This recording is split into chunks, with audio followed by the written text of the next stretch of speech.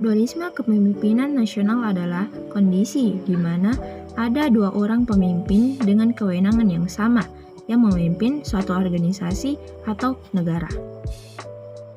Dualisme kepemimpinan nasional terjadi ketika Soeharto mengambil alih pemerintahan, sementara pada saat itu Soekarno masih menjabat sebagai kepala presiden. Ada dua hal yang melatar belakangi sehingga terjadinya dualisme kepemimpinan nasional, yaitu yang pertama pada awal tahun 1966 di mana kondisi politik bergejolak. Soekarno diprotes keras karena 30S dan perekonomian yang memburuk. Dan yang kedua yaitu 11 Maret 1966. Pada sore itu, di Istana Bogor, Soekarno menandatangani surat perintah untuk mengatasi keadaan dan surat itu dikenal sebagai Super Semar. Adapun isi dari Super Semar yaitu dalam surat tersebut, Soekarno memerintahkan Soeharto untuk mengambil tindakan yang dikira perlu untuk menjamin keamanan dan ketenangan serta kestabilan jalannya pemerintah dan jalannya revolusi, serta menjamin keselamatan pribadi dan kewibawaan pimpinan presiden untuk keutuhan bangsa dan negara.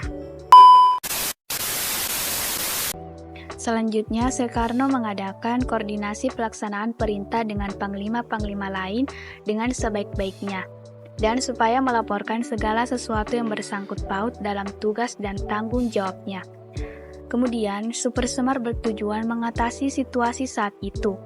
Pada prakteknya, setelah mengantongi Super Semar, Soeharto mengambil keputusan lewat SK Presiden nomor 1 bulan 3 tahun 1966 tertanggal 12 Maret 1966 atas nama Presiden atau Panglima Tertinggi, ABRI atau Mandataris MPRS PBR.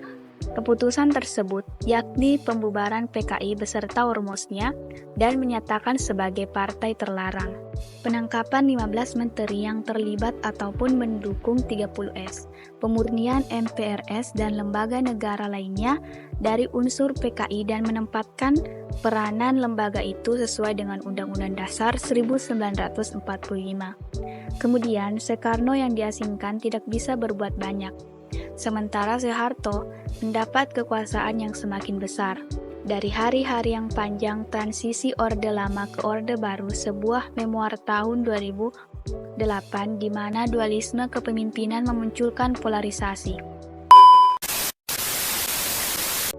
Selanjutnya, memasuki pertengahan 1966, masalah dualisme kepemimpinan nasional makin terasa.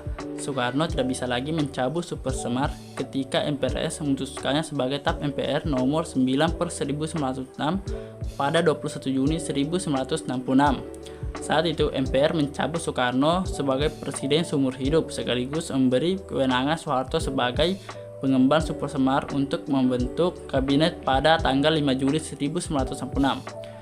Pada tanggal 22 Juli 1966, Soekarno menyampaikan pidato pertanggungjawaban di sidang MPRS. Soekarno dianggap mengecewakan dalam pidato itu. Soekarno bersikeras tidak mau membuarkan PKI. Pidato yang dikenal dengan Nawaksara ini ditolak oleh MPRS. Kemudian pada tanggal 10 Januari 1967, Soekarno mengirim surat kepada Ketua MPR yaitu Jenderal A.H. Nasution. Surat yang bernama pelengkap Nawaksara itu berisi kurang lebih sama dengan Nawaksara. Soekarno kembali menyampaikan beberapa alasan terjadinya G30S atau disebut dengan Gerakan 1 Oktober. Sebulan kemudian, pada tanggal 7 Februari 1967, Soekarno kembali mengirim surat, dan kali ini untuk Soeharto. Dalam surat itu, Soekarno menyatakan akan menyerahkan pemerintahan kepada Soeharto. Penyerahan kekuasaan itu terjadi pada tanggal 22 Februari 1967. Soekarno menyampaikan kepada menteri-menteri di Istana Merdeka. Malam harinya, Menteri Penyerahan atau Bendia membacakan pengumuman Soekarno. Tak lama kemudian, MPRS mencabut kekuasaan Presiden Soekarno dan menetapkan Soeharto sebagai pejabat presiden. Ketetapan itu pun tertuang dalam MPRS nomor 33 tahun 1967.